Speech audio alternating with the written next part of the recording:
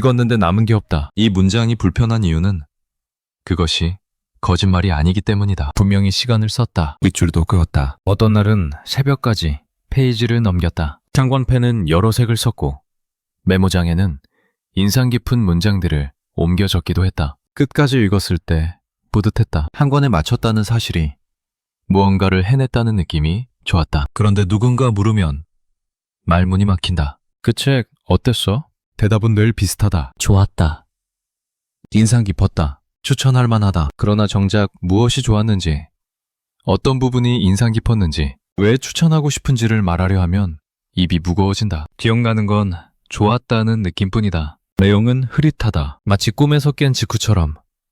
분명 무언가가 있었는데 손에 잡히지 않는다. 쇼펜하우어가 말했다. 지식이 많다고 해서 지혜로운 것은 아니다. 정리되지 않은 다독은 지적 비만을 불러올 뿐이며 결국 자신의 뇌를 타인의 생각으로 가득 찬 쓰레기통으로 만든다. 이 문장은 듣기 편하지 않다.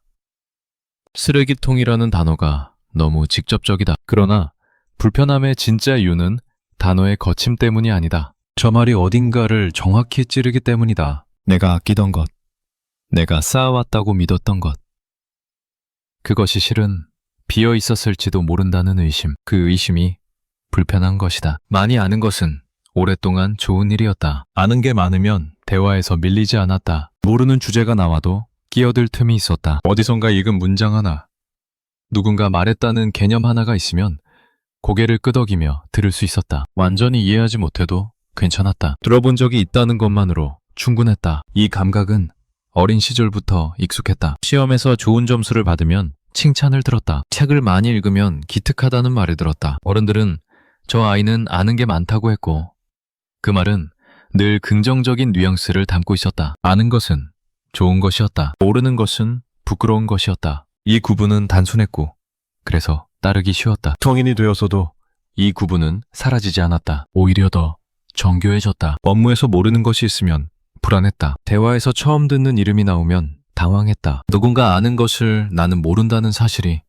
작은 결핍처럼 느껴졌다. 그래서 채웠다. 기사를 읽고 영상을 보고 책을 샀다. 채우는 동안은 안심이 됐다. 나는 뒤처지지 않고 있다. 나는 노력하고 있다. 그 감각이 위안이었다. 그런데 어느 순간부터 이상한 일이 생겼다. 채워도 채워지지 않는 느낌이 들기 시작했다. 한 권을 읽으면 읽어야 할 책이 2권 더 생겼다. 한 분야를 알면 모르는 분야가 3개 더 보였다. 알수록 모르는 게 늘어났다. 이상하게 들릴 수 있지만 실제로 그랬다. 지식은 갈증을 해소하지 않았다. 오히려 갈증을 더 만들어냈다. 그때는 이것을 성장이라고 생각했다. 모르는 게 보인다는 건 시야가 넓어졌다는 뜻이라고. 더 알고 싶다는 건 지적 호기심이 살아있다는 증거라고. 틀린 말은 아니었다. 그러나 전부 맞는 말도 아니었다. 지금 돌아보면 그 갈증에는 호기심만 있었던 게 아니다. 불안이 섞여 있었다. 뒤처질까봐, 모자라 보일까봐, 멈추면 도태될 것 같아서. 정보를 모으는 일은 점점 더 쉬워졌다. 스마트폰이 생기고 인터넷이 빨라지고 콘텐츠가 넘쳐났다. 예전에는 서점에 가야 책을 볼 수 있었다. 도서관에 가야 자료를 찾을 수 있었다. 지금은 손가락만 움직이면 된다. 검색창에 키워드를 넣으면 수만 개의 결과가 뜬다. 영상으로 요약된 것도 있고 카드 뉴스로 정리된 것도 있다. 10분이면 한 권 분량의 정보를 훑을 수 있다. 이 편리함은 삶을 바꿨다. 그러나 모든 변화가 그렇듯 얻은 것만 있는 건 아니었다. 정보가 쉽게 들어오면서 정보를 대하는 태도도 달라졌다. 예전에는 한 권의 책을 여러 번 읽었다. 이해가 안 되면 다시 읽었고 이해가 되면 또 읽었다. 윗줄 친 문장을 곱씹었고 그 문장이 왜 마음에 남는지 생각했다. 시간이 걸렸다. 그러나 그 시간 안에서 무언가가 만들어졌다. 정보가 생각이 되고 생각이 관점이 되고 관점이 나 자신의 일부가 되는 과정이 있었다. 지금은 그 과정이 생략되기 쉽다. 한 영상을 보다가 다른 영상으로 넘어간다. 한 기사를 읽다가 링크를 눌러 다른 기사로 간다. 머무는 시간이 짧아졌다. 깊이 들어가기 전에 다음으로 이동한다. 빠르게 훑고 빠르게 넘기고 빠르게 읽는다. 그러면서도 나는 많이 알고 있다는 감각은 유지된다. 본 것이 많으니까, 들은 것이 많으니까, 접한 것이 많으니까. 그러나 접한 것이 곧 아는 것은 아니다. 이 구분은 중요하다. 그러나 일상에서 이 구분은 자주 흐려진다. 어딘가에서 본 정보를 마치 내가 아는 것처럼 말할 때가 있다. 정확히 기억나지 않지만 대충 그런 내용이었다고 말할 때가 있다. 그 순간 불편함이 스친다. 아주 짧게, 아주 약하게. 그러나 대화는 계속되고 불편함은 금세 잊힌다. 이 불편함을 자주 느꼈다면 어쩌면 무언가 달라졌을지도 모른다. 그러나 불편함은 늘 짧았다. 금세 다음 정보가 들어왔고 다음 대화가 시작됐고 다음 할 일이 기다리고 있었다. 멈춰서 생각할 틈이 없었다. 아니, 틈이 없었다기보다는 틈을 만들지 않았다. 멈추는 것이 불안했기 때문이다. 멈추면 부족함이 보일 것 같았다. 채워지지 않은 곳, 연결되지 않은 곳, 실은 모르고 있었던 곳, 그것을 마주하기보다는 계속 움직이는 쪽이 편했다. 책장을 바라본 적이 있다. 꽂혀있는 책들을 천천히 훑었다. 제목은 익숙했다. 표지도 기억났다. 그러나 내용을 떠올리려 하면 막막했다. 분명히 끝까지 읽은 책인데 무슨 내용인지 한 문장으로 말할 수 없었다. 중요한 주장이 뭐였는지, 왜 그 책이 의미 있다고 느꼈는지 설명할 수 없었다. 처음에는 기억력 탓이라고 생각했다.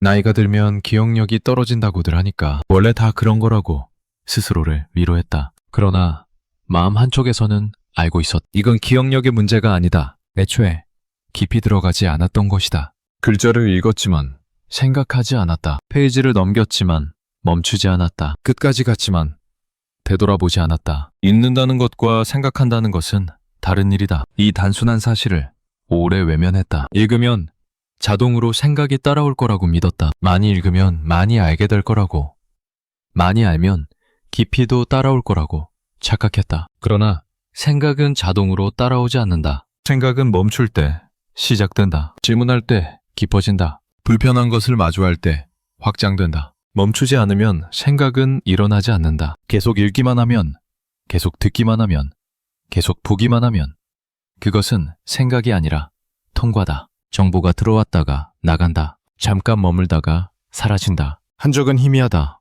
느낌만 남는다. 뭔가 좋았다는 느낌, 뭔가 배웠다는 느낌. 그러나 느낌은 지식이 아니다. 느낌은 지혜는 더더욱 아니다. 쇼펜하우어가 지적 비만이라는 표현을 썼다. 비만은 몸에 들어온 것이 제대로 쓰이지 않을 때 생긴다. 에너지로 전환되지 못한 것들이 쌓인다. 쌓인 것들은 몸을 무겁게 만든다. 움직임을 둔하게 만든다. 건강해 보이지만 실은 건강하지 않은 상태. 겉으로는 풍요로워 보이지만 실은 막혀있는 상태. 지적 비만도 마찬가지다. 머릿속에 많은 것이 들어왔다. 그러나 그것들이 연결되지 않는다. 정리되지 않는다. 내 것이 되지 않는다. 그저 쌓여만 있다. 누군가의 말, 누군가의 주장, 누군가의 해석. 그것들이 뒤섞여 있지만 정돈되어 있지 않다. 필요할 때 꺼낼 수 없다. 꺼내도 정확하지 않다. 흐릿하고 모호하고 불완전하다. 타인의 생각으로 가득 찬 쓰레기통. 이 표현이 가혹하게 느껴지는 건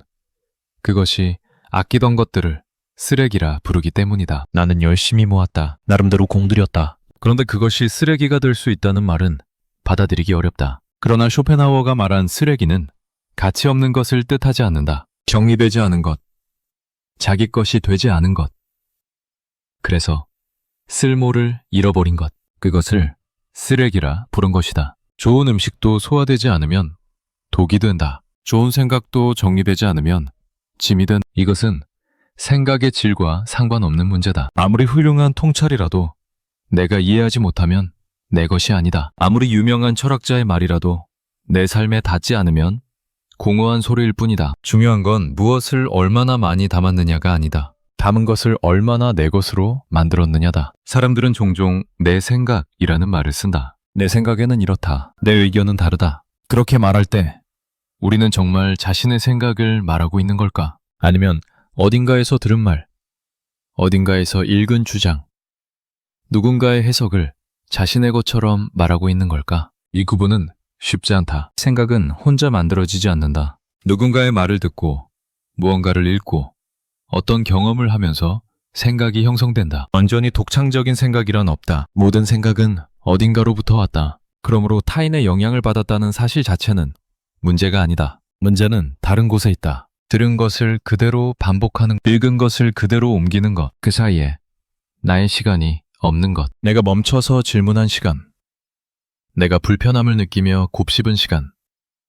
내가 다르게 생각해 본 시간. 그 시간이 없으면 그것은 내 생각이 아니다. 빌려온 것이다. 빌려온 것을 빌려온 줄 모르고 쓰는 것. 그것이 문제다. 책을 많이 읽은 사람이 꼭 깊은 생각을 하는 건 아니다. 정보를 많이 아는 사람이 꼭 현명한 판단을 내리는 건 아니다. 오히려 반대인 경우도 있다. 너무 많이 알아서 자신의 생각이 무엇인지 모르는 경우. 모든 주장을 들어봤기 때문에 어떤 주장도 확신하지 못하는 경우. 정보의 바다에서 표류하는 것. 많이 알지만 아무것도 결정하지 못하는 것. 이것은 지식의 역설이. 지식이 늘어날수록 확신은 줄어들 수 있다. 그 자체는 나쁜 일이 아니다. 섣부른 확신보다 신중한 의심이 나을 때도 있다. 그러나 신중함과 마비는 다르다. 생각이 깊어지는 것과 생각을 포기하는 것은 다르다. 모든 의견을 수집만 하고 자기 의견을 만들지 않는 것은 신중함이 아니라 회피다. 언제부터인가 확신이 두려워졌다. 무언가를 단정적으로 말하면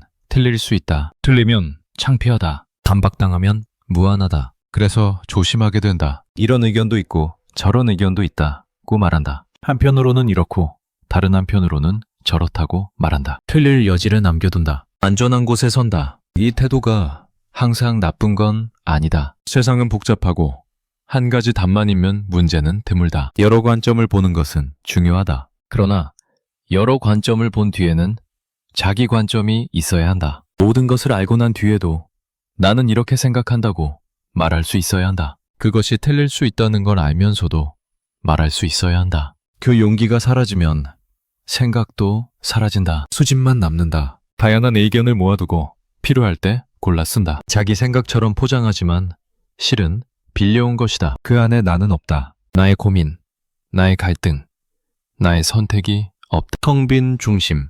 겉으로는 많아 보이지만 안은 비어있다. 정보가 많아질수록 생각은 더 필요해진다. 역설적이지만 사실이다. 정보가 적을 때는 선택지가 적었다. 몇 안 되는 것 중에서 고르면 됐다. 지금은 다르다. 선택지가 너무 많다. 의견이 너무 많다. 주장이 너무 많다. 그 안에서 길을 잃기 쉽다. 모든 것이 맞는 것 같기도 하고 모든 것이 틀린 것 같기도 하다. 이럴 때 필요한 것이 생각이다. 듣기만 하는 게 아니라 질문하는 것. 받아들이기만 하는 게 아니라 따져보는 것. 여러 의견 사이에서 자기 기준을 세우는 것. 이 과정 없이는 아무리 많은 정보도 소용없다. 오히려 많을수록 더 혼란스러워진다. 더 많이 할수록 더 모르게 된다. 생각은 시간을 먹고 자란다. 빠르게 할 수 없다. 효율적으로 할 수 없다. 압축할 수 없다. 멈추고 되돌아보고 다시 질문하고 불편함을 견디고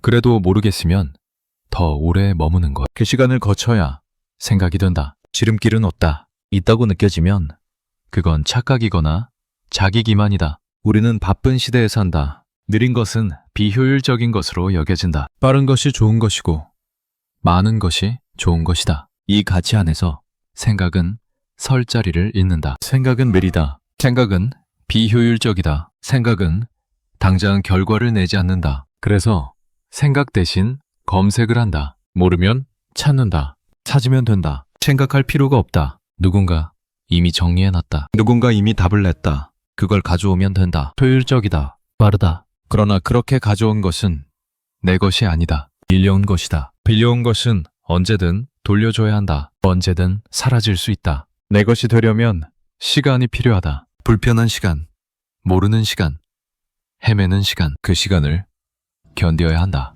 그 시간 안에서 무언가가 만들어진다. 겉으로는 아무 일도 일어나지 않는 것 같지만 안에서는 연결이 생긴다. 조각들이 모이고 흐릿했던 것이 선명해지고 빌려온 것이 내 것이 된다. 마지막으로 무언가를 읽고 나서 그것이 내 생각을 바꿨다고 확신한 적이 언제였는가? 바꿨다는 말이 거창하게 느껴진다면 다르게 물어볼 수 있다. 마지막으로 무언가를 읽고 나서 오래 생각한 적이 언제였는가? 책을 덮고도 머릿속에서 떠나지 않는 문장이 있었던 적, 그 문장이 나를 불편하게 만들었던 적이, 불편해서 자꾸 돌아가 다시 읽었던 적이, 그런 경험이 가물가물하다면 그것은 기억력의 문제가 아니다. 읽는 방식의 문제다. 살아가는 속도의 문제다. 멈추지 않았기 때문이다. 질문하지 않았기 때문이다. 불편함을 피했기 때문이다. 이것은 비난이 아니다. 누구나 그렇다. 나도 그렇다. 바쁜 하루, 쏟아지는 정보, 해야 할 일들 사이에서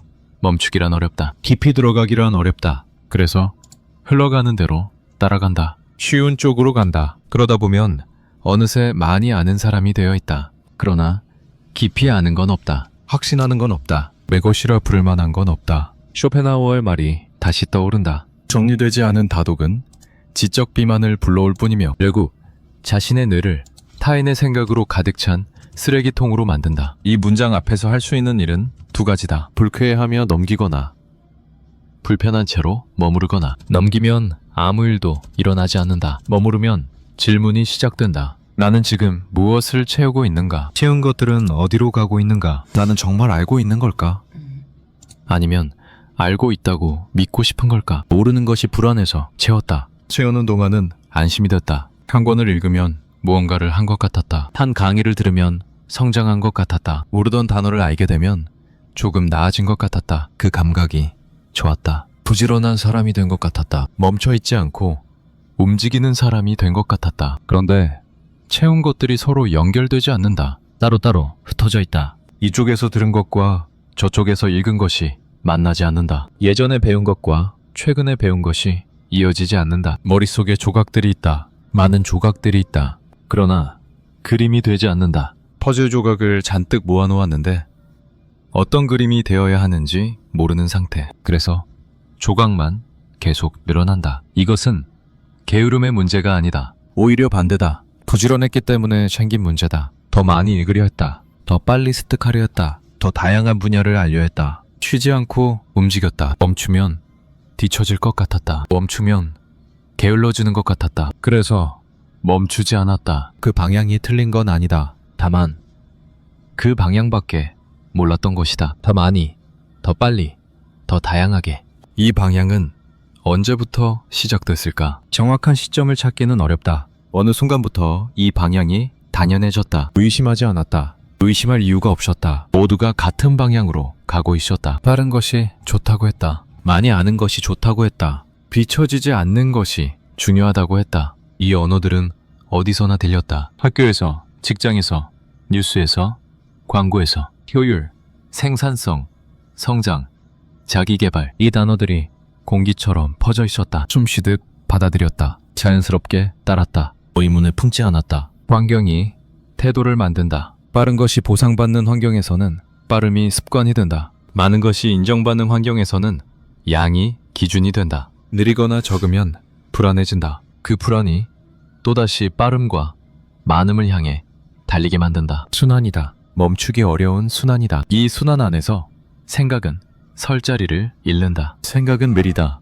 생각은 당장 눈에 보이지 않는다. 생각은 숫자로 측정되지 않는다. 몇 권 읽었는지는 셀 수 있다. 몇 시간 공부했는지는 기록할 수 있다. 그러나 얼마나 깊이 생각했는지는 측정할 수 없다. 보이지 않는 것은 무시되기 쉽다. 측정되지 않는 것은 가치 없는 것처럼 느껴지기 쉽다. 그래서 생각 대신 수집을 선택했다. 의식적으로 선택한 건 아니다. 자연스럽게 그렇게 됐다. 생각하는 시간이 있으면 불안했다. 아무것도 하지 않는 것 같았다. 그 시간에 뭐라도 더 읽는 게 나을 것 같았다. 뭐라도 더 듣는 게 나을 것 같았다. 그래서 빈 시간을 채웠다. 정보로, 콘텐츠로, 누군가의 말로. 채우는 것은 쉬웠다. 비우는 것은 어려웠다. 불안이라는 감정을 들여다보면 구조가 보인다. 불안은 갑자기 생기지 않는다. 어딘가에 뿌리가 있다. 그 뿌리를 따라가 보면 익숙한 것들이 나온다. 비교, 기대, 두려움. 이 세 가지가 얽혀서 불안을 만든다. 비교는 늘 있었다. 다른 사람과 비교했. 저 사람은 얼마나 알까?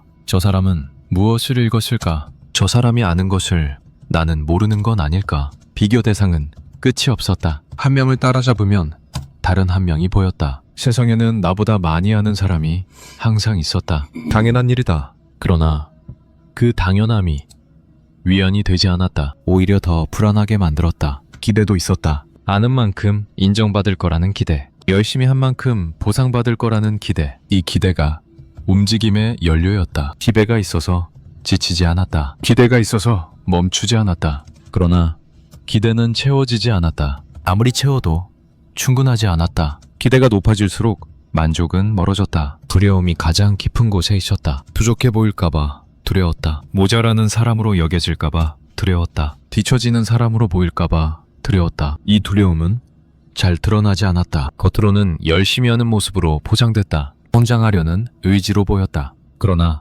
그 안에는 두려움이 있었다. 두려움이 추동력이었다. 불안 수집, 일시적 안도, 다시 불안. 이 순환이 반복됐다. 모르는 게 생기면 불안했다. 불안하면 찾아서 채웠다. 채우면 잠깐 안심됐다. 그러나 곧 또 다른 모르는 게 보였다. 다시 불안해졌다. 다시 채웠다. 끝이 없었다. 채울수록 채워야 할 것이 늘어났다. 이 순환 안에서 생각할 시간은 없었다. 아니, 없었다기보다는 만들지 않았다. 생각하는 시간은 불안을 마주하는 시간이기도 했다. 멈추면 부족함이 보였다. 비어있는 곳이 보였다. 연결되지 않는 조각들이 보였다. 그걸 마주하기보다는 또 채우는 쪽이 편했다. 새로운 것을 찾는 쪽이 편했다. 그래서 계속 움직였다. 정리할 시간이 없었다. 이 말을 자주 했다. 스스로에게도 했고 다른 사람에게도 했다. 바빠서 정리 못했다. 일이 많아서 정리할 여유가 없었다. 합리적인 이유처럼 들였다. 누구나 고개를 끄덕일 만한 이유였다. 그러나 그 말 뒤에는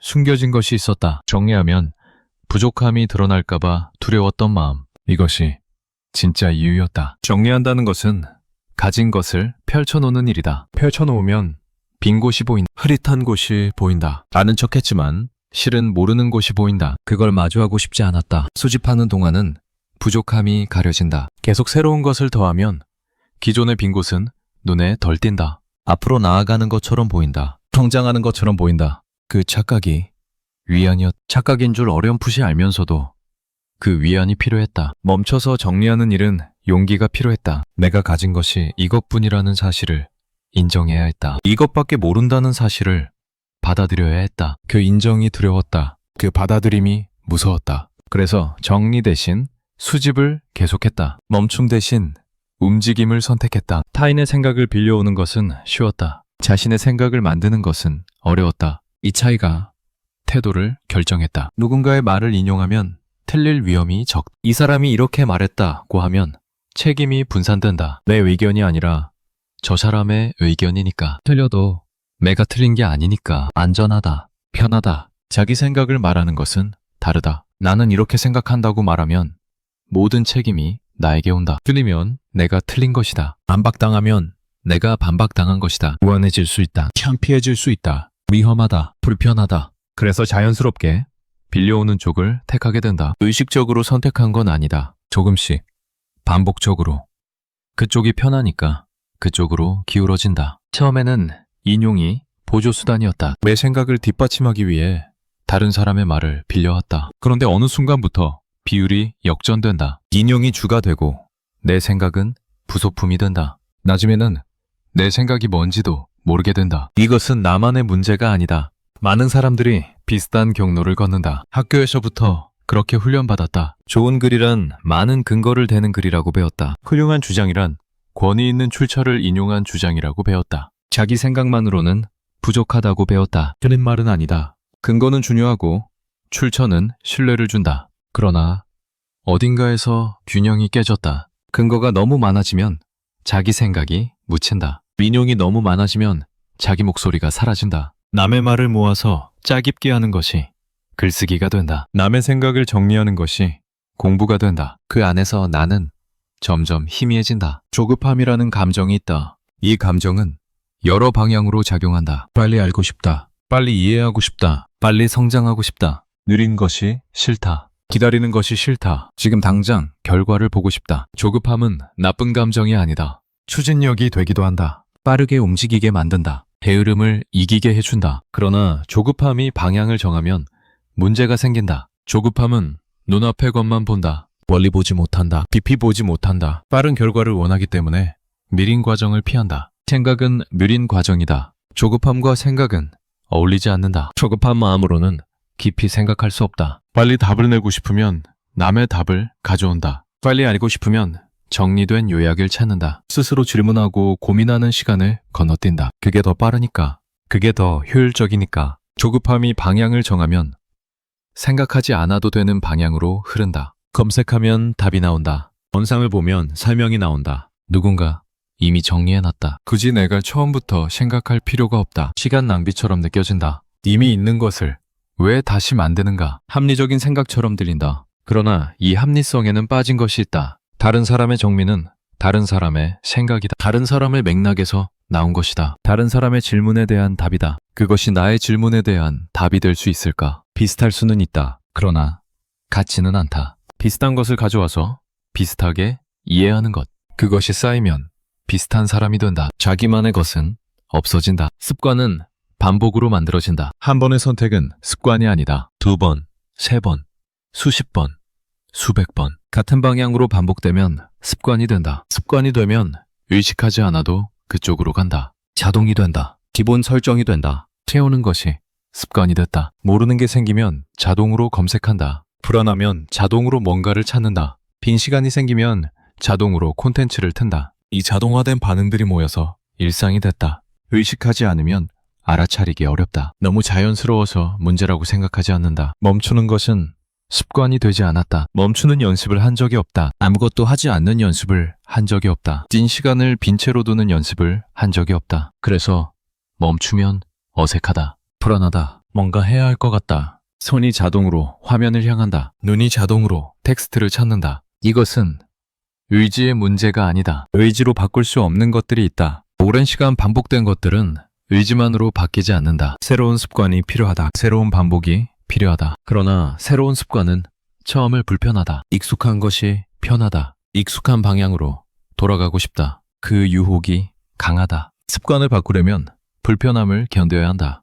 그 불편함의 시간이 새로운 습관을 만든다. 멈추는 것이 어색한 동안에도 멈춰야 한다. 아무것도 하지 않는 것이 불안한 동안에도 아무것도 하지 않아야 한다. 그 시간이 쌓여야 새로운 것이 자리 잡는. 왜 이 방향으로만 왔을까? 이 질문을 던지면 여러 대답이 떠오른다. 환경이 그랬다. 사회가 그랬다. 배운 대로 했다. 이 대답들은 틀리지 않다. 환경은 분명히 영향을 미쳤다. 사회가 요구하는 것들이 있었다. 배운 대로 하는 것이 안전했다. 그러나 이 대답들로는 충분하지 않다. 환경 탓만 할 수는 없다. 같은 환경에서도 다른 선택을 한 사람들이 있다. 같은 사회에서도 다른 방향으로 간 사람들이 있다. 그렇다면 나는 왜 이 방향을 선택했는가? 이 질문에는 환경이 아닌 다른 답이 필요하다. 내면의 논리가 있다. 겉으로는 합리적으로 보이지만 실은 감정에 기반한 논리. 불안했으니까 채웠다. 두려웠으니까 멈추지 않았다. 인정받고 싶었으니까 더 많이 쌓았다. 이 감정들이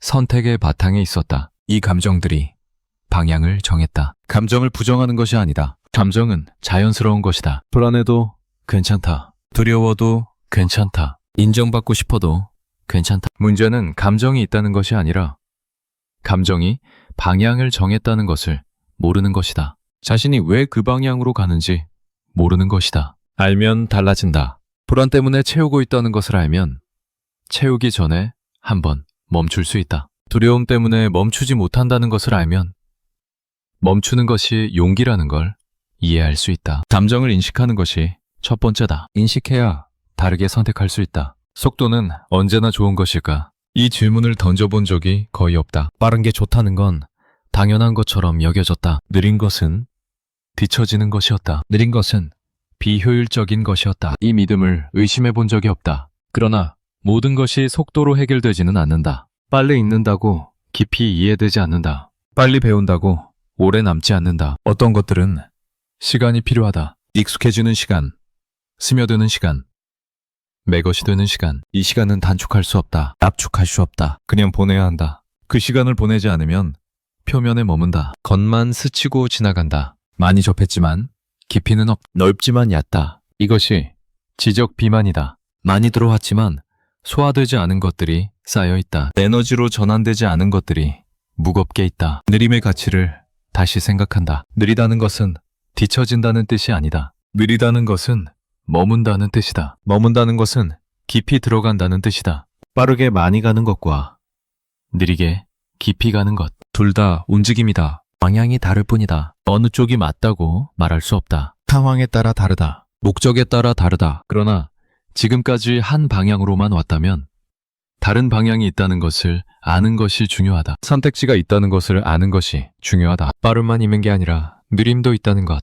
많음만 있는 게 아니라 적음도 있다는 것. 채움만 있는 게 아니라 비움도 있다는 것. 패턴이라는 말을 쓴다. 패턴은 반복되는 양식이다. 한 번은 우연이다. 두 번은 일치다. 세 번 이상 반복되면 패턴이다. 패턴을 인식하면 다르게 볼 수 있다. 나에게도 패턴이 있다. 모르는 것이 생기면 불안하다. 불안하면 채운다. 채우면 잠깐 안심한다. 곧 또 모르는 것이 보인다. 다시 불안하다. 다시 채운다. 이 패턴이 반복됐다. 수년간, 어쩌면 수십 년간. 이 패턴을 깨려면 먼저 인식해야 한다. 패턴 안에 있으면 패턴이 보이지 않는다. 물속에 있는 물고기가 물을 인식하지 못하는 것처럼 한 발 물러서야 보인다. 내가 어떤 방식으로 반응해 왔는지, 어떤 경로로 움직여 왔는지 멈춰서 바라봐야 보인다. 인식한다고 바로 바뀌지는 않는다. 그러나 인식하지 못하면 절대 바뀌지 않는다. 인식은 변화의 필요 조건이다. 충분 조건은 아니다. 인식한 뒤에도 선택이 필요하고 반복이 필요하고 시간이 필요하다. 그러나 인식 없이는 시작조차 할 수 없다. 생각한다는 것은 무엇일까? 이 질문이 어렵게 느껴지는 건 생각이라는 말을 너무 많이 써왔기 때문이다. 생각해 볼게. 내 생각에는 생각이 많다. 이렇게 자주 쓰지만 정작 생각한다는 것이 무엇인지 묻지 않았다. 생각은 정보를 받아들이는 것과 다르다. 정보를 받아들이는 것은 수동적이다. 들어오는 것을 받는다. 읽는다. 듣는다. 본다. 이것은 생각이 아니다. 생각은 능동적이다. 받아들인 것을 가지고 무언가를 한다. 질문한다. 연결한다. 의심한다. 재구성한다. 생각은 불편함 속에서 일어난다. 편하면 생각할 필요가 없다. 다 알고 있으면 생각할 게 없다. 익숙하면 생각하지 않아도 된다. 모르는 것, 이해 안 되는 것, 불편한 것, 그것 앞에서 멈출 때 생각이 시작된다. 그래서 불편함을 피하면 생각도 피하게 된다. 모르는 것이 불편하면 빨리 답을 찾는다. 찾으면 불편함이 사라진다. 그러나 생각할 기회도 사라진다. 이해 안 되는 것이 불편하면 넘어간다. 다른 것으로 간다. 그러면 이해하려는 노력도 멈춘다. 불편함을 견디는 것이 생각의 시작이다. 모르는 채로 머무는 것, 이해 안 되는 채로 머무는 것, 그 불편한 시간 안에서 뭔가가 움직인다. 천천히, 조금씩 연결이 생기고 의미가 생기고 자기 언어가 생긴다. 어떤 사람이 매일 책을 읽는다고 했다. 한 달에 10권 이상 대단하다고 생각했다. 그렇다. 나는 그렇게 못 읽으니까, 시간이 없으니까 그 사람은 어떻게 그렇게 많이 읽을까 궁금했다. 나중에 알게 됐다. 그 사람은 빠르게 읽는다고 했다. 핵심만 파악하고 넘어간다고 했다. 모든 책을 정독하지 않는다고 했다. 훑어보는 책도 많다고 했다. 방법이었다. 효율적인 방법이었다. 그러나 그 사람에게 물었다. 가장 기억에 남는 책이 뭐예요? 잠깐 침묵이 있었다. 그리고 말했다. 글쎄, 너무 많이 읽어서 하나를 고르기 어렵다고. 다 좋았다고. 특별히 기억에 남는 건 딱히. 말끝을 흐렸다. 많이 읽는 것과 깊이 읽는 것은 다르다. 이 당연한 사실이 그때 와닿았다. 많이 읽으면 많이 아는 것 같지만 실제로 남는 건 적을 수 있다. 적게 읽어도 깊이 읽으면 오래 남을 수 있다. 양이 질을 보장하지 않는다. 이것은 책에만 해당되지 않는다. 모든 배움에 해당된다. 많이 듣는 것이 잘 이해하는 것이 아니다. 많이 경험하는 것이 깊이 느끼는 것이 아니다. 양은 측정하기 쉽다. 숫자로 보인다. 그래서 양을 쫓게 된다. 질은 측정하기 어렵다. 눈에 보이지 않는다. 그래서 무시하기 쉽다. 지금까지 해온 것이 틀렸다는 말이 아니다. 열심히 한 것은 사실이다. 부지런히 움직인 것은 사실이다. 그 노력을 부정하는 게 아니다. 다만 한 방향으로만 갔다는 것을 인식하는 것이다. 다른 방향도 있다는 것을 아는 것이다. 틀렸다고 자책할 필요 없다. 몰랐으니까 그랬다. 그 방향밖에 몰랐으니까 그쪽으로 갔다. 자연스러운 일이다. 누구나 아는 방향으로 간다. 모르는 방향으로 가기는 어렵다. 그러니 자책 대신 인식을 선택한다. 인식하면 선택지가 생긴다. 지금까지처럼 계속 갈 수도 있다. 다른 방향을 시도해 볼 수도 있다. 둘을 섞을 수도 있다. 어떤 것이 맞는지는 아무도 모른다. 직접 해봐야 한다. 그러나 선택지가 있다는 것을 아는 것만으로도 다르다. 자동이 아니라 선택이 된다. 반응이 아니라 결정이 된다. 나는 왜 멈춰서 생각하는 것보다 계속 무언가를 더 찾는 쪽을 선택해왔는가? 이 질문에 대한 답은 사람마다 다를 것이다. 불안했기 때문이라는 사람도 있을 것이다. 그게 더 쉬웠기 때문이라는 사람도 있을 것이다. 그렇게 배웠기 때문이라는 사람도 있을 것이다. 모두 맞는 말이다. 중요한 건 답을 찾는 것이 아니다. 의문을 품는 것이다. 이 질문을 가지고 있는 것이다. 당장 답이 나오지 않아도 괜찮다. 질문이 남아있으면 된다. 질문이 남아있으면 언젠가 답이 보인다. 혹은 답보다 더 중요한 것이 보인다. 멈춰서 생각한다는 것은 비효율적으로 보인다. 그 시간에 뭔가 더 할 수 있으니까, 뭔가 더 찾을 수 있으니까, 뭔가 더 배울 수 있으니까. 그러나 그 비효율 속에서 만들어지는 것이 있다. 자기 언어, 자기 관점, 자기 생각. 이것은 효율로 만들 수 없다. 시간을 들여야 한다. 멈춰야 한다. 머물러야 한다. 패턴을 인식한다. 인식한다고 바로 바뀌지 않는다. 그러나 인식하면 다르게 볼 수 있다. 다음에 불안해질 때, 자동으로 채우려 할 때, 잠깐 멈출 수 있다. 아, 또 이 패턴이구나. 알아차릴 수 있다. 알아차리면 선택할 수 있다. 이번에도 같은 방향으로 갈까? 다른 방향을 시도해볼까? 작은 선택들이 쌓인다. 한 번의 선택이 인생을 바꾸지는 않는다. 그러나 작은 선택들이 반복되면 방향이 바뀐다. 조금씩, 천천히, 눈에 띄지 않게. 그러다 어느 날 돌아보면 다른 곳에 와 있다. 지금 할 수 있는 건 인식뿐이다. 거창한 결심은 필요 없다. 내일부터 다르게 살겠다는 다짐도 필요 없다. 그냥 인식하면 된다. 내가 어떤 패턴 안에 있었는지, 왜 그 방향으로만 왔는지, 그 인식이 씨앗이 된다. 언젠가 자랄 씨앗이 된다. 쇼펜하우어가 말한 쓰레기통은 비난이 아니다. 그것은 관찰이다. 비난이라면 분노가 담겨 있어야 한다. 경멸이 담겨 있어야 한다. 그러나 그 문장에는 분노도 경멸도 없다. 있는 것은 서늘한 정확함 뿐이다. 불편하게 느껴지는 건 그 정확함이 어딘가를 찌르기 때문이다. 틀렸다고 반박하기 어렵다. 맞는 말 같아서 더 불편하다. 철학자의 말은 종종 이런 방식으로 작동한다. 위로하지 않는다. 격려하지 않는다. 다만 본다. 인간이 어떻게 움직이는지, 왜 그렇게 움직이는지, 그 결과가 무엇인지 거리를 두고 본다. 판단하지 않고 본다. 그 시선이 차갑게 느껴질 수 있다. 그러나 차가움 속에 정확함이 있다. 쇼펜하우어는 인간을 오래 관찰한 사람이다. 그가 본 것은 개인의 특성이 아니었다. 인간 전체의 패턴이었다. 한 사람만 그런 게 아니라 많은 사람이 그렇다. 시대가 달라도, 장소가 달라도 비슷한 방식으로 움직인다. 비슷한 곳에서 멈칫한다. 비슷한 실수를 반복한다. 그것이 패턴이다. 개인을 넘어선 패턴이다. 쓰레기통이라는 표현은 개인을 겨냥한 게 아니다. 인간이라는 존재가 가진 경향성을 겨냥한 것이다. 채우려는 경향, 비워내지 못하는 경향, 타인의 것을 자기 것으로 착각하는 경향. 이것은 특정한 누군가의 문제가 아니다. 인간이라면 누구나 가지고 있는 것이다. 정도의 차이가 있을 뿐 방향은 같다. 인간은 빈 공간을 견디지 못한다. 이것은 심리적 사실이다. 머릿속이 비어있으면 불안하다. 조용하면 불안하다. 아무 생각도 없으면 뭔가 잘못된 것 같다. 그래서 채운다. 무엇이든 채운다. 소리로, 이미지로, 정보로, 생각으로. 빈 공간이 사라지면 안심한다. 이 메커니즘은 생존과 관련이 있다. 아주 오래전, 빈 공간은 위험 신호였다. 주변이 조용하면 포식자가 있을 수 있었다. 아무것도 보이지 않으면 위협이 숨어 있을 수 있었다. 연계해야 했다. 긴장해야 했다. 이 반응이 유전자에 새겨졌다. 지금은 포식자가 없지만 반응은 남아있다. 빈 공간 앞에서 불안해지는 반응, 무의식적으로 채우려는 반응.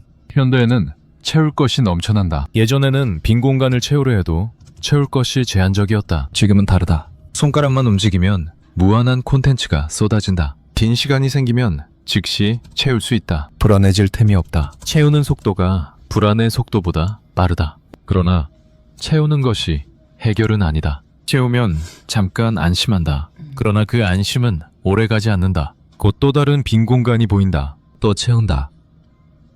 또 안심한다. 또 빈 공간이 보인다. 끝이 없다. 채울수록 채워야 할 것이 늘어난다. 이상하게 들리지만 사실이다. 알수록 모르는 게 늘어나는 것처럼 채울수록 빈 곳이 늘어난다. 이 순환 안에서 인간은 쉬지 못한다. 빈 공간이 왜 그렇게 무서운 걸까? 이 질문을 던지면 여러 층위의 답이 나온다. 표면적으로는 지루함이 무섭다. 아무것도 없으면 심심하다. 심심한 건 불쾌하다. 피하고 싶다. 이것이 가장 단순한 층이다. 조금 더 들어가면 불안이 있다. 빈 공간에는 불확실함이 있다. 무슨 생각이 떠오를지 모른다. 불쾌한 감정이 올라올 수 있다. 피하고 싶은 기억이 떠오를 수 있다. 그것이 두렵다. 차라리 다른 것으로 채워버리는 게 낫다. 더 깊이 들어가면 존재에 대한 불안이 있다. 아무것도 없을 때 나는 무엇인가? 채우는 것들을 다 빼면 무엇이 남는가? 이 질문이 무섭다. 답이 아무것도 없다일까봐 무섭다. 그래서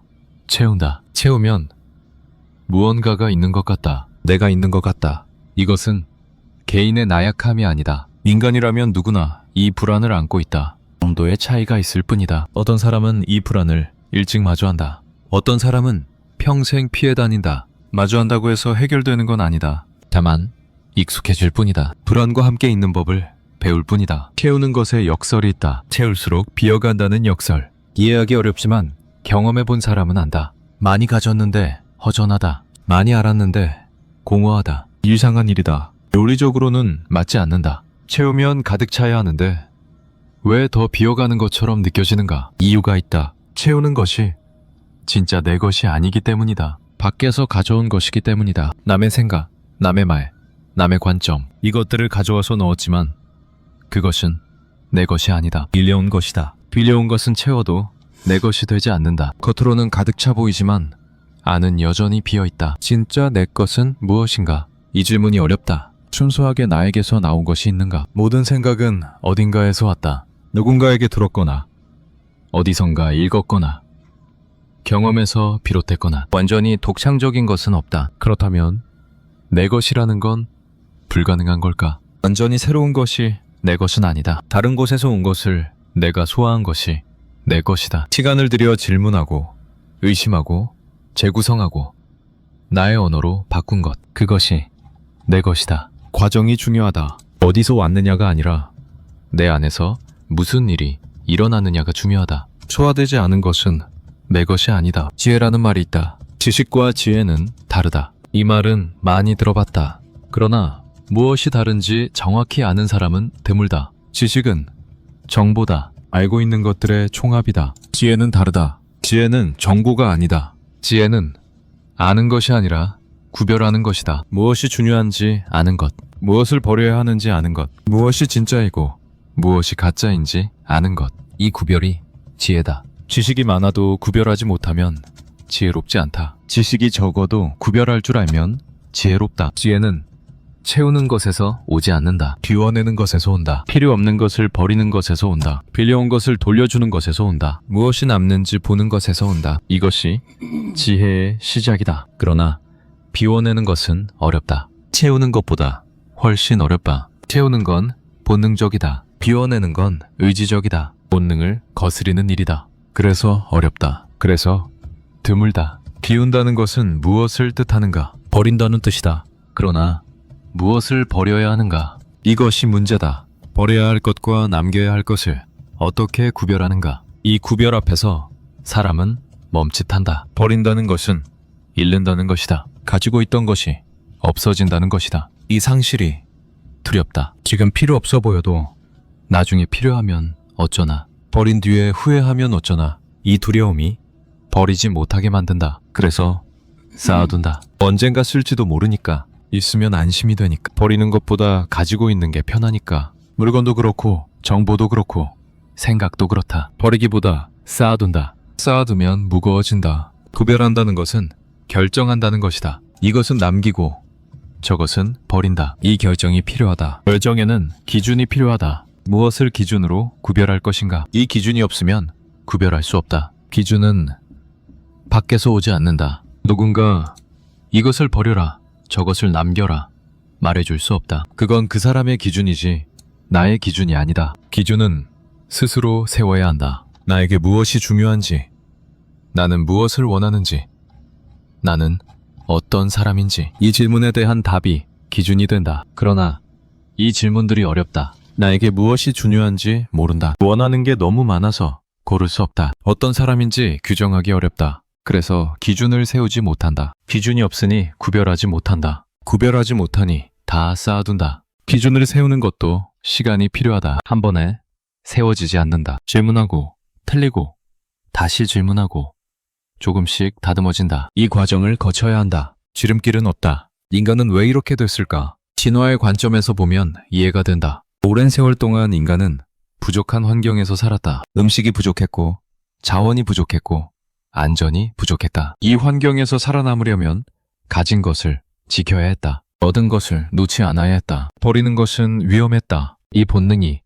지금도 작동한다. 지금은 환경이 달라졌다. 부족한 게 아니라 넘쳐난다. 정보가 넘쳐나고 선택지가 넘쳐나고 콘텐츠가 넘쳐난다. 그러나 본능은 여전히 부족할 때에 맞춰져 있다. 더 모으려 한다. 더 가지려 한다. 놓지 않으려 한다. 환경은 바뀌었는데 본능은 그대로다. 이 불일치가 문제를 만든다. 필요 이상으로 가진다. 감당할 수 없을 만큼 쌓는다. 무거워지는 줄도 모르고 계속 쌓는다. 나중에야 짐이 너무 무겁다는 걸 깨닫는다. 그때는 이미 내려놓기가 더 어려워져 있다. 이것은 개인의 문제가 아니다. 인간이라는 종의 특성이다. 모든 인간이 이 본능을 가지고 있다. 정도의 차이가 있을 뿐이다. 어떤 사람은 일찍 깨닫고 버리는 연습을 한다. 타인의 생각 속에 산다는 것은 어떤 것일까? 내가 하는 말이 실은 누군가의 말이다. 내가 가진 의견이 실은 어디선가 읽은 의견이 내가 좋아하는 것이 실은 남들이 좋다고 한 것이다. 이렇게 살 수 있다. 많은 사람이 이렇게 산다. 문제없이 산다. 겉으로는 문제가 없다. 사회생활하는데 지장이 없다. 대화할 수 있고 일할 수 있고 관계를 맺을 수 있다. 남들과 비슷하게 살 수 있다. 어쩌면 그게 더 편하다. 튀지 않으니까, 맞춰가니까. 그러나 안에서는 뭔가 빈다. 설명하기 어려운 공허함이 있다. 다 가진 것 같은데 허전하다. 잘 살고 있는 것 같은데 모르겠다. 이 느낌이 어디서 오는지 모른다. 그래서 또 채운다. 채워도 채워지지 않는다. 자기 생각이 없으면 중심이 없다. 중심이 없으면 흔들린다. 이 의견도 맞는 것 같고 저 의견도 맞는 것 같다. 이쪽 말을 들으면 이쪽이 옳고 저쪽 말을 들으면 저쪽이 옳다. 자기 기준이 없으니 남의 기준에 휩쓸린다. 끌려다닌다. 주체적인 것 같지만 실은 반응적이다. 자기 생각을 가진다는 것은 외로운 일이다. 다른 사람과 다를 수 있다. 동의받지 못할 수 있다. 틀릴 수도 있다. 이 위험을 감수해야 한다. 감수하지 않으면 자기 생각은 생기지 않는다. 사람들은 이 외로움을 피하고 싶어 한다. 같이 있고 싶다. 동의받고 싶다. 맞다는 말을 듣고 싶다. 자연스러운 욕구다. 그러나 이 욕구가 너무 강하면 자기 생각을 억누르게 된다. 다수의 의견을 따르게 된다. 안전한 것을 선택하게 된다. 자기 생각을 가지려면 외로움을 견뎌야 한다. 틀릴 수 있다는 것을 받아들여야 한다. 구별이라는 말로 돌아온다. 내 것과 남의 것을 구별해야 한다. 필요한 것과 필요 없는 것을 구별해야 한다. 진짜와 가짜를 구별해야 한다. 이 구별이 없으면 쌓이기만 한다. 쌓이기만 하면 무거워지기만 한다. 구별하려면 기준이 필요하다. 기준은 스스로 세워야 한다. 스스로 세우려면 질문해야 한다. 나에게 무엇이 중요한가? 나는 무엇을 원하는가? 나는 어떻게 살고 싶은가? 이 질문들에 답해야 한다. 답이 완벽할 필요는 없다. 임시로라도 답이 있어야 한다. 그래야 기준이 생긴다. 기준이 생기면 구별할 수 있다. 이것은 내 기준에 맞다. 저것은 맞지 않는다. 이것은 남긴다. 저것은 버린다. 이 결정을 내릴 수 있다. 결정을 내리면 가벼워진다. 무거운 짐을 내려놓는 것과 같다. 그러나 구별 앞에서 사람은 자주 멈칫한다. 버린 것이 필요해지면 어쩌나. 남은 것이 너무 적으면 어쩌나. 이 두려움이 멈추게 만든다. 결국 구별하지 못한다. 다 가지고 있는다. 무거운 채로 간다. 두려움은 미래를 향한다. 아직 일어나지 않은 일에 대한 감정이다. 버린 것이 필요해질지 어떨지는 모른다. 아직 일어나지 않았다. 그러나 두려움은 그것이 일어날 것처럼 느끼게 만든다. 확실하지 않은 것을 확실한 것처럼 느끼게 만든다. 두려움 때문에 움직이지 못하는 경우가 많다. 현실이 아닌 상상 때문에 멈춘다. 일어나지 않을 수도 있는 일 때문에 결정을 미룬다. 이것이 두려움의 작동 방식이다. 두려움을 없앨 수는 없다. 인간이라면 누구나 두려움을 느낀다. 없앨 수 없다. 다만 인식할 수 있다. 아, 지금 두려움 때문에 멈추고 있구나. 알아차릴 수 있다. 알아차리면 거리가 생긴다. 두려움에 휩쓸리는 것과 두려움을 바라보는 것은 다르다. 거리가 생기면 선택할 수 있다. 두려움이 있어도 움직일 수 있다. 두려운 채로 결정할 수 있다. 두려움이 사라져야만 움직일 수 있는 게 아니다. 두려움과 함께 움직일 수 있다. 이것이 용기다. 두려움이 없는 게 아니라 두려움이 있어도 가는 것이다. 앞으로도 이 패턴은 반복될 것이다. 인간이 달라지지 않는 한, 빈 공간을 견디지 못하는 한, 채우려는 본능이 있는 한, 같은 일이 계속될 것이다. 채우고, 무거워지고, 정리하지 못하고, 더 채우고 이 순환은 쉽게 끊어지지 않는다. 개인이 깨달아도 인류 전체가 깨닫지는 않는다. 한 사람이 구별하는 법을 배워도 다른 사람은 여전히 쌓기만 한다. 한 세대가 알아도 다음 세대는 처음부터 배워야 한다. 지혜는 유전되지 않는다. 전달되기 어렵다. 각자 스스로 깨달아야 한다. 그래서 같은 문제가 반복된다. 수천 년 전 철학자가 말한 것을 지금도 말해야 한다. 쇼펜하워가 말한 것을 그보다 수천 년 전 사람도 비슷하게 말했다. 앞으로 수천 년 뒤에도 누군가 비슷한 말을 할 것이다. 인간은 그만큼 바뀌지 않는다. 이것이 비관적인 말일까? 꼭 그렇지는 않다. 바뀌지 않는다는 것은 어떤 면에서 안심이 되기도 한다. 나만 그런 게 아니다. 모두가 비슷한 문제를 안고 있다. 이 문제는 풀리지 않는 문제다. 영원히 함께 가야 하는 문제다. 풀려고 애쓰기보다 함께 가는 법을 배우는 게 나을지도 모른다. 그러나 작은 변화는 가능하다. 인류 전체는 바뀌지 않아도 개인은 바뀔 수 있다. 조금씩, 천천히. 완전히 바뀌지는 않아도 방향을 틀 수 있다. 채우기만 하던 사람이 비워내는 연습을 할 수 있다. 쌓기만 하던 사람이 구별하는 연습을 할 수 있다. 이 작은 변화가 쌓이면 삶이 달라진다. 드라마틱하게 달라지는 건 아니다. 겉으로는 비슷해 보일 수 있다. 그러나 안에서 뭔가가 다르다. 가벼워진다. 명확해진다. 흔들리던 것이 조금씩 안정된다. 이 차이는 미묘하지만 실제한다. 변화를 강요할 수는 없다. 준비되지 않은 사람에게 구별하라고 말해도 소용없다. 스스로 필요를 느껴야 한다. 스스로 질문을 던져야 한다. 그때가 되면 시작된다. 그때가 되지 않으면 아무리 말해도 되지 않는다. 내가 지금까지 모은 것들 중에서 정말 내 생각이라고 부를 수 있는 것은 얼마나 되는가? 이 질문에 답하기는 어렵다. 정확한 숫자를 댈 수 없다. 퍼센트로 말할 수 없다. 그러나 질문을 던지는 것 자체가 시작이다. 이 질문을 품고 있으면 달라진다. 다음에 무언가를 받아들일 때 잠깐 멈추게 된다. 이것은 그냥 흘려보낼 것인가?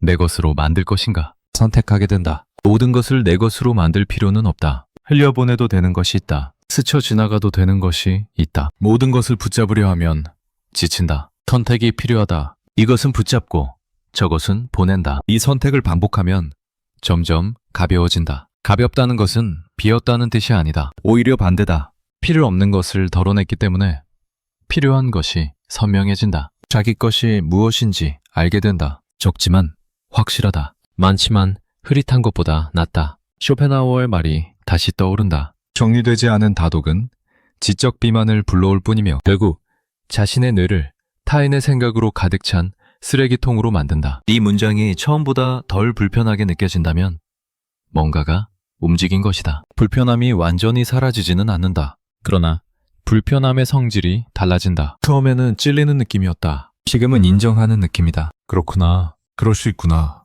나도 그랬구나. 인정한다고 해서 해결되는 건 아니다. 내일도 채우려는 충동이 올 것이다. 올해도 빈 공간이 불안할 것이다. 그때마다 선택해야 한다. 채울 것인가? 머무를 것인가? 쌓을 것인가? 구별할 것인가? 매번 선택해야 한다. 한 번 깨달았다고 끝나는 게 아니다. 구별하지 않으면 영원히 타인의 생각 속에 산다. 이 문장이 위협으로 들리지 않았으면 한다. 경고가 아니다. 제박이 아니다. 다만 관찰이다. 구별하지 않은 채 살아갈 수 있다. 많은 사람이 그렇게 산다. 문제없이 산다. 그것이 틀린 삶은 아니다. 다만 선택이다. 그렇게 살 것인지 다르게 살 것인지 선택하지 않으면 기본값으로 간다. 기본값은 채우는 쪽이다. 쌓는 쪽이다. 흘러가는 대로 가는 쪽이다. 의식적으로 선택하지 않으면 그쪽으로 간다. 선택한다고 해서 완전히 달라지는 건 아니다. 다른 쪽을 선택해도 여전히 흔들린다. 여전히 채우고 싶은 충동이 온다. 여전히 빈 공간이 불안하다. 완전히 벗어나지 못한 다만 방향이 다를 뿐이다. 조금씩 천천히 다른 쪽으로 기울 뿐이다. 결국 이것은 평생의 일이다. 한 번 깨닫고 끝나는 게 아니다. 매일 연습해야 하는 일이다. 어제 잘했어도 오늘 다시 해야 한다.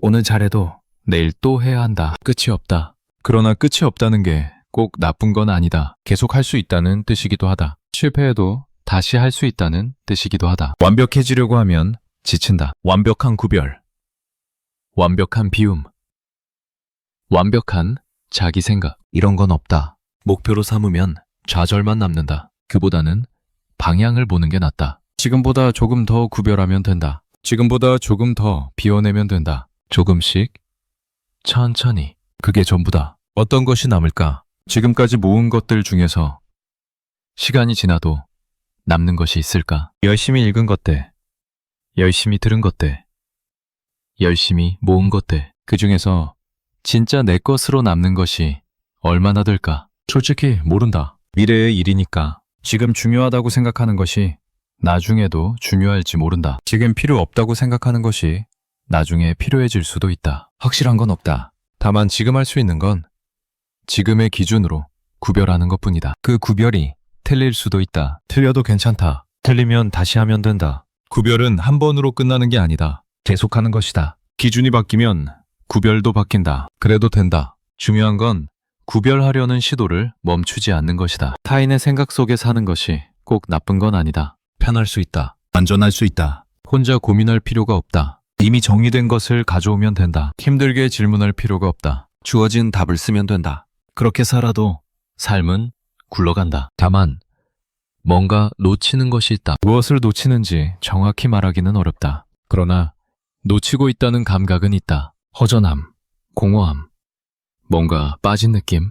이것이 신호다. 무시해도 되고 따라가 봐도 된다. 선택이다. 신호를 따라가면 불편해진다. 익숙한 것을 떠나야 하니까, 편한 것을 버려야 하니까, 질문해야 하고 의심해야 하고 스스로 답을 찾아야 한다. 힘들다. 그러나 그 힘듦 속에서 뭔가가 만들어진다. 자기 것이 아주 조금씩. 쇼펜하우어는 답을 주지 않았다. 무엇을 어떻게 하라고 말하지 않았다. 다만 봤다. 인간이 어떻게 되어가는지 봤다. 그 관찰을 문장으로 남겼다. 불편한 문장으로. 그 문장 앞에서 우리는 각자 선택한다. 외면할 것인지 마주할 것인지. 마주한다고 해서 해결되는 건 아니다. 그러나 마주하지 않으면 시작되지 않는다. 시작하지 않으면 달라지지 않는다. 달라지지 않으면 같은 자리를 맴돈다. 채우고 무거워지고 또 채우고. 어쩌면 이것이 인간의 조건이다. 벗어날 수 없는 것, 함께 가야 하는 것,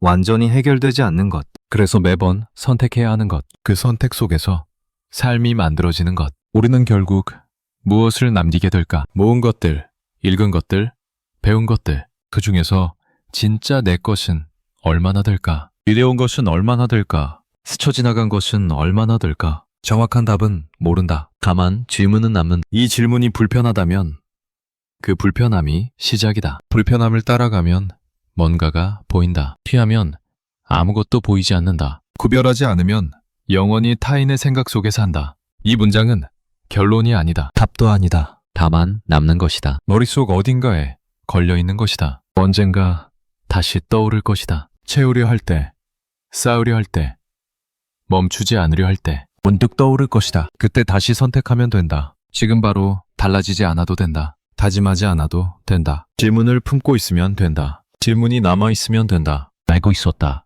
처음부터 어렴풋이 알고 있었다.